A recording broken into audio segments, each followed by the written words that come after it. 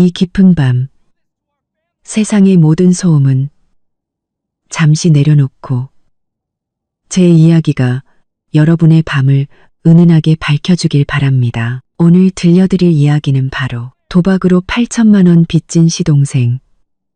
남편은 제 혼수 아파트를 담보로 잡으라며 소리쳤죠. 내 동생 안 구할 거면 이 집에서 당장 나가. 그래서 전 이혼 서류를 들고 그냥 나왔습니다.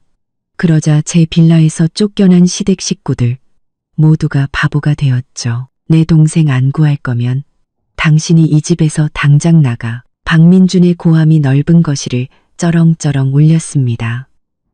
그 소리에 제 귀가 뜨겁게 달아올랐죠. 그의 얼굴은 분노로 일그러져 있었습니다. 한때 저를 사랑으로 가득 채워 바라보던 그 눈에는 이제 억지와 협박만이 가득했습니다. 8천만 원, 당신한테는 그저 혼수 아파트 담보 잡으면 되는 일 아니야? 당신 시동생이잖아. 내 하나뿐인 동생이라고. 그는 점점 더 흥분하며 제 얼굴에 손가락질을 해댔습니다. 저는 이서연, 결혼 3년 차 박민준의 아내입니다. 그리고 지금 제 결혼 생활에서 가장 황당하고 어이없는 순간을 마주하고 있었습니다. 제 남편 박민준은 제 부모님이 마련해 주신 혼수, 시가 4억 원이 넘는 아파트를 담보로 잡아서 도박에 빠진 그의 동생 박민수의 빚을 갚으라고 강요하고 있었습니다. 무려 8천만 원의 도박 빚을 말이죠.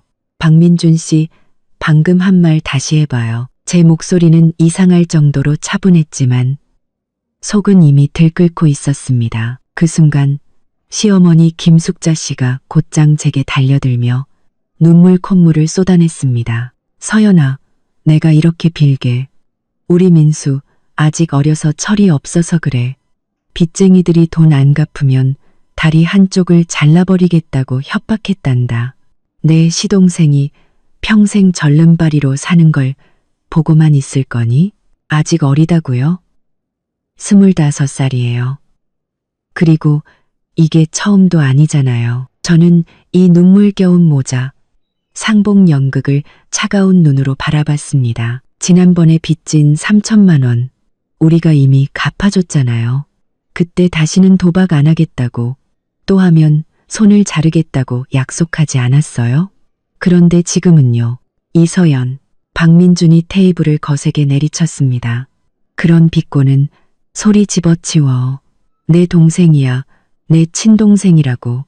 죽어가는 걸 뻔히 보고만 있겠다는 거야? 그래서 제 부모님이 주신 혼수를 담보로 잡으라고요.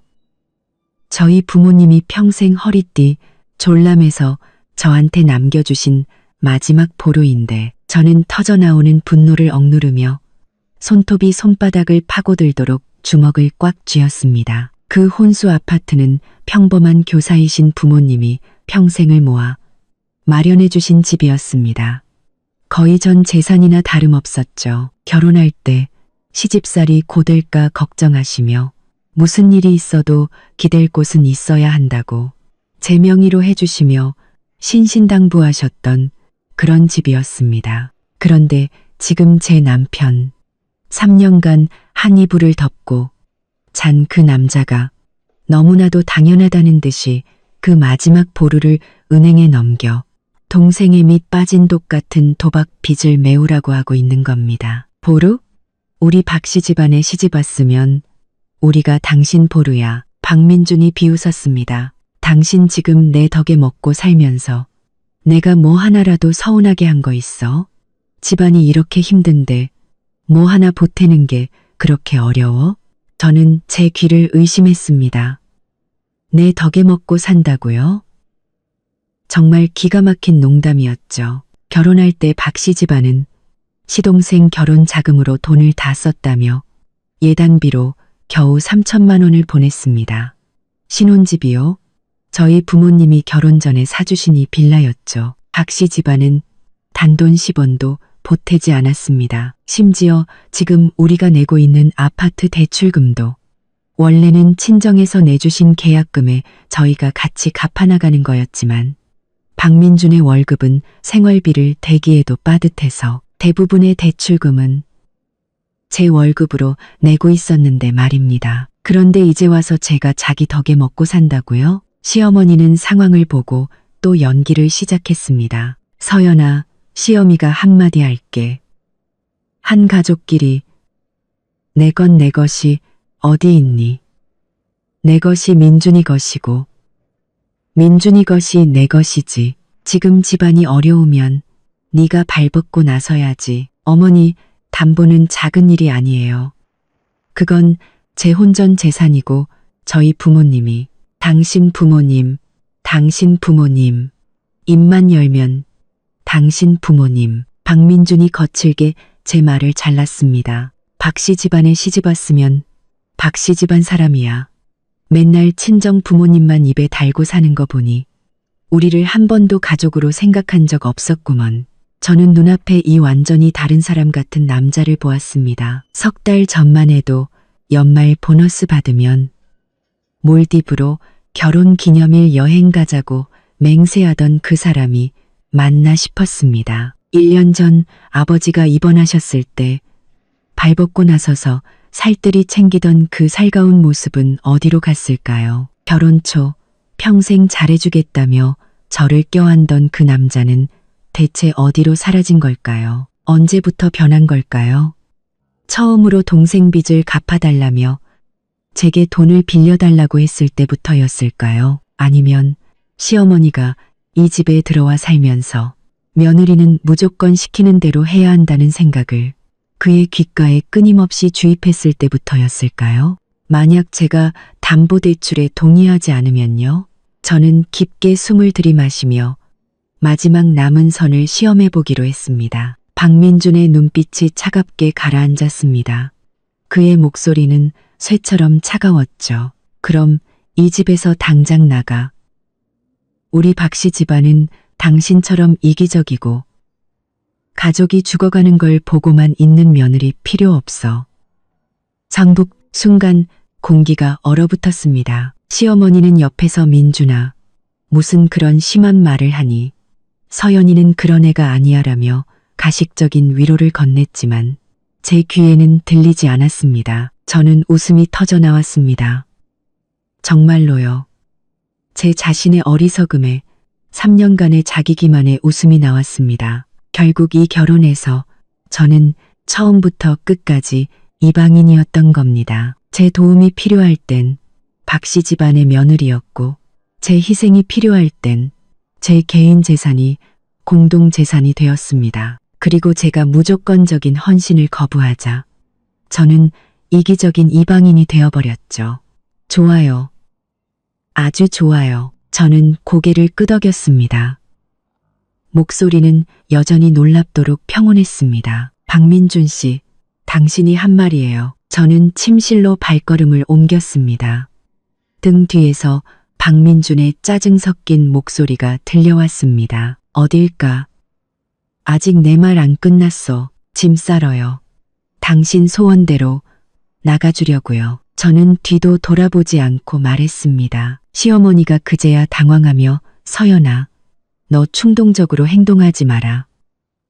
민준이는 그냥 화가 나서 한 소리야 라고 했지만 박민준은 여전히 허세를 부리고 있었습니다. 나가라고 해. 우리 박씨 집안 떠나서 어디 갈 데나 있는지 보자고. 제가 갈 곳이 어디 있냐고요? 정말 우스운 일이죠. 그들은 아마 잊었나 봅니다. 지금 살고 있는 이 집, 이 빌라의 등기부 등본에는 오직 제 이름 석자만 적혀 있다는 사실을요. 이 빌라는 제가 결혼 전에 전액 현금으로 구입한 제 개인 재산이었습니다. 결혼 당시 박씨 집안의 경제 사정이 좋지 않다는 것을 고려해 제가 먼저 신혼집은 저희 쪽에서 준비하겠다고 배려했습니다. 부모님은 제가 시댁에서 기죽지 않길 바라는 마음에 평생 모은 돈을 탈탈 털어 이 빌라를 사주셨고 제 혼전 재산으로 남겨주셨죠. 결혼 후 시어머니와 시동생은 온갖 핑계를 대며 이 집에 들어와 살기 시작했고 그게 벌써 2년이 넘었습니다. 그 2년 동안 저는 대부분의 생활비를 부담했고 시동생이 직장을 구했다가 그만두고 실연을 당하고 사업을 말아먹는 온갖 소동을 참아냈습니다.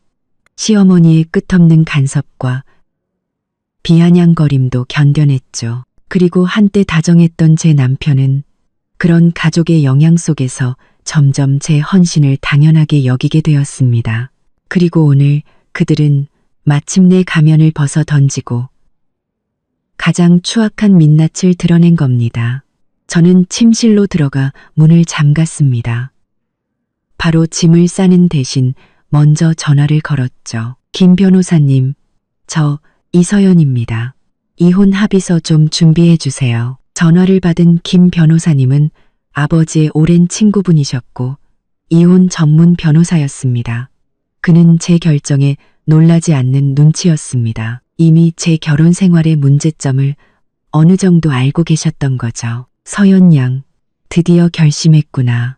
재산 관련해서는 어떻게 하고 싶어? 저는 화장대 위에 놓인 결혼 사진을 바라봤습니다. 사진 속 저와 박민주는 세상 모든 축복을 받은 것처럼 행복하게 웃고 있었습니다. 얼마나 역설적인가요? 제 것은 제가 다 되찾아야겠어요. 저는 차분하게 말했습니다. 제 혼전 재산 그리고 혼수. 단 1원도 양보할 수 없어요. 그리고 결혼 후에 우리가 함께 갚은 아파트 대출금에 대해서는 그가 낸 만큼 비율에 따라 보상금을 요구할 겁니다. 알겠다. 그럼 지금 살고 있는 빌라는? 그건 제 개인 재산이에요. 그들 모두 당장 나가야 합니다. 시어머니와 시동생도 포함해서요. 저는 단호하게 말했습니다. 전화를 끊고 저는 차분하게 중요한 물건과 서류들을 챙기기 시작했습니다. 집문서, 혼전재산 공증서류, 은행거래 내역, 결혼 후 공동으로 갚은 대출 기록까지. 언젠가 이런 날이 올 줄 알고 모든 증거를 조용히 모아두고 있었습니다. 문 밖에서는 시어머니가 여전히 박민준을 설득하고 있었습니다. 너 가서 사과해. 서연이가 그렇게 말 안 통하는 애는 아니잖아. 하지만 박민준은 여전히 자존심을 세우고 있었죠. 무슨 사과를 해. 나 떠나서 어떤 꼴로 사나 보자고. 저는 속으로 비웃었습니다. 그래요. 당신을 떠나도 나는 집도 있고 차도 있는 경제적으로 독립한 이서연이에요. 하지만 당신은 나를 떠나는 순간 길거리에 나앉게 될 거예요. 정리가 끝나고 저는 다른 곳에 전화를 걸었습니다. 아빠, 저 결심했어요. 이혼할래요. 아버지는 전화기 너머에서 잠시 침묵하시더니 이내 단호하게 말씀하셨습니다. 딸아, 네가 어떤 결정을 하든 아빠 엄마는 널 지지한다. 집으로 오렴. 내 방은 언제나 그대로 있단다. 순간 눈시울이 붉어졌습니다. 이것이 바로 제 부모님이었습니다. 언제나 제 뒤에서 저를 지지해 주시는 분들. 하지만 박 씨 집안은 저를 그저 현금 인출기이자 공짜 가정부로만 여겼죠. 제가 여행 가방을 끌고 침실을 나섰을 때 박민준과 시어머니는 할 말을 잃은 듯 저를 쳐다봤습니다. 제가 정말로 떠날 줄은 몰랐던 거죠. 서연아, 너 지금 뭐 하는 거니? 시어머니가 다급하게 다가와 저를 붙잡으려 했지만 저는 몸을 피하며 박민준을 똑바로 쳐다봤습니다. 내일 오전 9시 구청 앞에서 봐요. 신분증이랑 결혼증명서 잊지 말고 가져오세요. 박민준의 얼굴이 굳어졌습니다. 이서연, 너 지금 진심이야? 당신이 나가라고 했잖아요.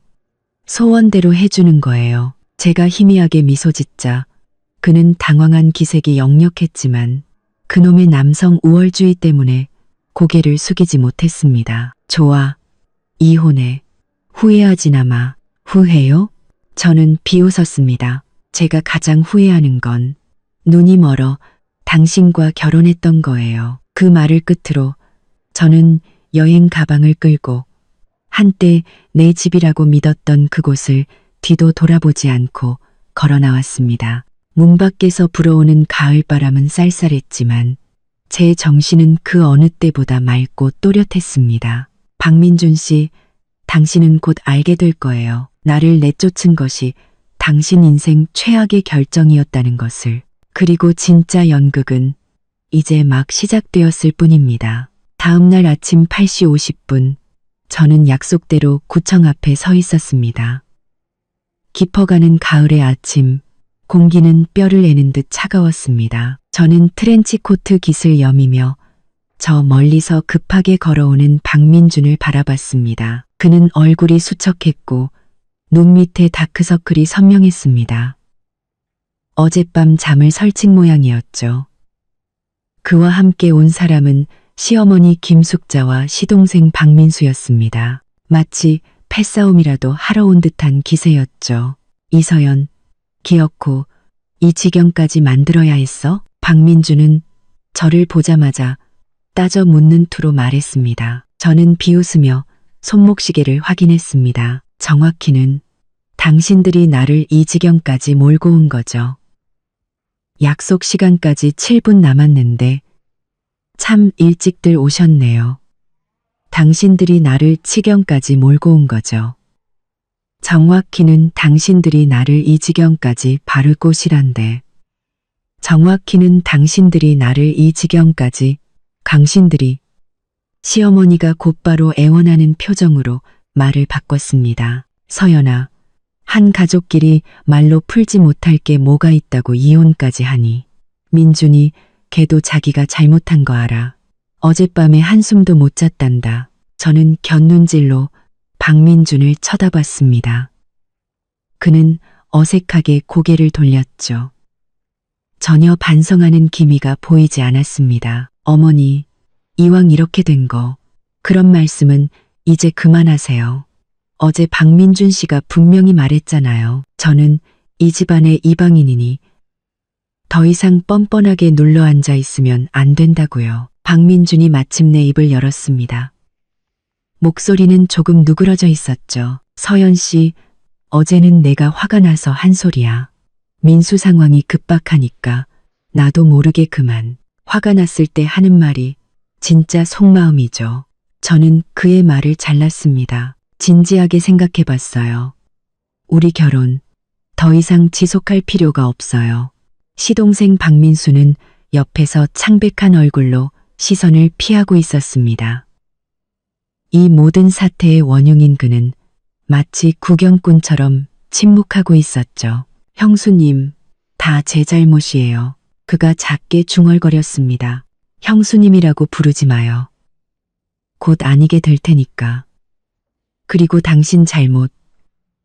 나한테 사과할 필요 없어요. 어차피 우린 앞으로 볼 일 없을 테니까요. 제가 차갑게 말하자 그때 제 변호사인 김 변호사님이 도착했습니다.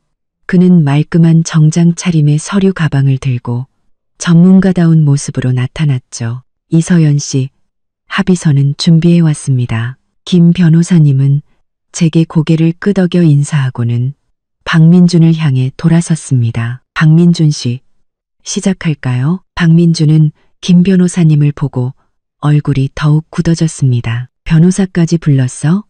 이렇게까지 정식으로 할 필요가 있어? 이혼은 장난이 아니잖아요. 당연히 정식으로 해야죠. 저는 담담하게 말하며 일행과 함께 구청 이혼 신고처로 들어갔습니다. 혼인 신고처의 활기찬 분위기와는 달리 이곳은 눈에 띄게 한산했습니다. 이혼을 기다리는 몇몇 부부들은 각자 침묵 속에 앉아 있었고 분위기는 무겁게 가라앉아 있었죠. 시어머니는 오는 내내 저를 설득하려 했습니다. 서연아, 저기 이혼하는 사람들 좀 봐라. 다들 얼굴에 수심이 가득하잖아. 이혼은 여자한테 제일 큰 상처야. 다시 한번 생각해봐. 어머니, 그만하세요. 저는 이미 충분히 생각했습니다. 저는 차분하게 그녀의 말을 끊었습니다. 번호표를 뽑고 기다리는 동안 박민준이 제게 낮은 목소리로 말했습니다. 이혼을 하더라도 변호사까지 부를 필요는 없잖아. 우리끼리 합의 이혼하면 안 돼? 합의 이혼도 합의서가 필요하죠. 저는 김 변호사님에게 서류를 꺼내달라는 신호를 보냈습니다. 이게 이혼 합의서예요. 한번 읽어보고 문제 없으면 서명하세요. 박민주는 서류를 받아들고 처음에는 무심하게 넘기다가 점점 얼굴이 파랗게 질려갔습니다. 이게 뭐야? 결혼 후 공동으로 갚은 대출금을 내가 당신한테 보상하라고? 집안 예금은 반으로 나누고, 그리고 나와 우리 가족 모두와 연락을 끊으라고? 그가 소리쳤습니다. 이서연, 당신 너무 악독한 거 아니야? 저는 그의 반응을 이미 예상하고 있었습니다. 차분하게 대답했죠. 우리가 결혼 후에 같이 갚았던 아파트 대출금, 비록 등기는 제 명의로 되어 있지만 우리 공동 수입으로 갚은 거잖아요. 법적으로 부부 공동 재산에 해당돼요. 당신 몫을 제가 보상해 주는 게 맞아요. 그리고 집안 예금도 결혼 기간 동안 함께 모은 거니 당연히 반으로 나눠야죠. 아주 공평한 거예요. 그럼 이건 뭔데? 박민주는 합의서의 한 줄을 가리켰습니다. 이혼 후 여자는 남자 및 그의 친족과 어떠한 법적 관계나 의무도 지지 않는다. 이게 무슨 뜻이야? 앞으로 저와 당신 박씨 집안은 아무런 관련이 없다는 뜻이에요. 저는 그의 눈을 똑바로 쳐다보며 또박또박 말했습니다. 당신 어머니, 그리고 당신 동생까지 저와는 아무 상관없는 사람들이라고요. 당신들 집안의 빚이나 어려운 사정, 다시는 저를 찾아오지 마세요. 시어머니가 그 말을 듣고는 다급하게 외쳤습니다. 서연아, 그게 무슨 말이니? 이혼을 해도 예정이 있는데 어떻게 그렇게 매정하게 굴어? 우리 민수가 지금 이렇게 힘든데 좀 도와줄 수도 있잖아. 저는 그들의 뻔뻔함에 실소가 터져 나왔습니다. 어머니, 아니, 김숙자 여사님. 저와 당신 아드님은 이제 곧 남이 될 거예요. 제가 왜 당신 아들의 도박 빚을 갚아줘야 하죠? 박민준이 버럭 소리를 질렀습니다. 이서연, 이제 보니 당신 정말 피도 눈물도 없는 여자구나. 민수가 당신 시동생이었는데 우리가 이혼했다고 해서 죽어가는 걸 보고만 있겠다는 거야? 우리의 언쟁에 주변 사람들이 쳐다보기 시작했고 직원이 다가와 조용히 해달라고 주의를 주었습니다. 저는 깊게 숨을 들이마시고 목소리를 낮췄습니다. 박민준 씨, 저는 오늘 이혼하러 온 거지. 당신 동생 도박 빚을 갚아줄지 말지 토론하러 온 게 아니에요. 이 합의서에 서명할 건가요? 말 건가요? 서명 안 하면 우린 법정에서 봐야 할 겁니다. 김 변호사님이 시기적절하게 말을 보탰습니다. 박민준 씨 합의서 내용을 꼼꼼히 읽어보시길 권합니다. 제 판단으로는 이 합의서는 상당히 공평하며 어떤 면에서는 오히려 당신에게 유리한 조건도 있습니다. 만약 소송으로 가게 되면 결과가 이 합의서보다 좋지 않을 수도 있습니다. 박민주는 저를 죽일 듯이 노려보다가 결국 고개를 숙이고 다시 합의서를 읽기 시작했습니다. 부동산 관련 조항을 보았을 때 그는 고개를 번쩍 들었습니다. 이 빌라는 또 뭐야? 왜 우리더러 3일 안에 나가라고 하는 건데? 그건 제 혼전 개인 재산이니까요. 당신들은 더 이상 그곳에 살 권리가 없습니다. 제가 차분하게 대답하자 시어머니가 비명을 질렀습니다. 하지만 그건 우리 집인데 우리가 2년 넘게 살았다고 갑자기 나가라고 하면 우린 어디로 가라는 거야. 그건 당신들이 해결할 문제지 제 문제가 아닙니다. 저는 무표정하게 말했습니다. 박민준이 마침내 폭발했습니다. 이서연, 너 처음부터 다 계획했구나. 어쩐지 어제 그렇게 쉽게 나가더라니. 여기서 우리를 기다리고 있었던 거였어. 저는 그를 차갑게 쳐다봤습니다. 박민준 씨, 만약 당신이 당신 동생 도박빚 갚겠다고 제 혼수 아파트를 담보 잡으라고 윽박지르지 않았다면. 박민준 씨, 당신 도박빚 갚겠다고 제 혼수 아파트를 담보 잡으라고. 만약 당신이 저더러 이 집에서 나가라고 소리치지 않았다면 우리가 오늘 여기 앉아 있었을까요? 그는 순간 할 말을 잃고 얼굴이 파랗게, 빨갛게, 하얗게 변했습니다. 시동생 박민수가 옆에서 작게 말했습니다. 형, 그냥 그만하자. 내 빚은 내가 알아서 할게. 넌 입 닥쳐. 박민준이 소리쳤습니다. 다 너 때문에 생긴 일이잖아. 그때 호출기가 우리 번호를 알렸습니다. 저는 자리에서 일어났습니다. 우리 차례네요. 결정하세요. 박민주는 이혼 합의서를 뚫어져라 쳐다봤습니다. 너무 힘을 줘서 손가락이 하얗게 보일 정도였죠. 시어머니는 옆에서 그의 옷소매를 잡아당기며 무언가 속삭였습니다. 그들의 마음속에서 치열한 싸움이 벌어지고 있다는 것을 알 수 있었습니다.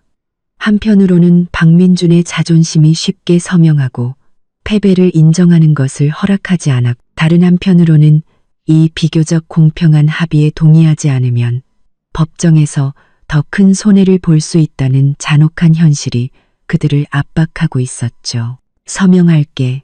마침내 박민주는 거의 이를 갈며 그 말을 뱉어냈습니다. 이혼 절차는 놀라울 정도로 순조롭게 진행되었습니다. 직원은 의례적인 질문 몇 가지를 하고 양측이 자발적으로 이혼에 동의한 것을 확인한 후 서류를 처리하기 시작했습니다. 결혼증명서가 회수되고 이혼증명서로 바뀌는 그 순간 제 마음은 저도 모르게 찡하게 아파왔습니다. 그 붉은 결혼증명서에 얼마나 많은 아름다운 약속과 기대가 담겨 있었던가요. 이제는 그저 과거의 한 조각이 되어버렸습니다. 구청을 나서자 차가운 가을바람이 얼굴을 스쳤습니다. 저는 깊게 숨을 들이마셨습니다. 마치 천근만근의 짐을 내려놓은 기분이었죠. 박민주는 이혼 합의서를 손에 들고 복잡한 표정으로 저를 바라봤습니다. 서연 씨, 사실 우리는 박민준 씨, 앞으로는 이서연 씨라고 불러주세요. 제가 그의 말을 잘랐습니다. 지금 이 순간부터 우리는 그냥 모르는 사람이에요. 시어머니, 아니, 김숙자 씨가 다급하게 다가왔습니다. 서연아. 아니, 이서연 씨. 저기, 이사 가는 거 며칠만 더 시간을 주면 안 될까?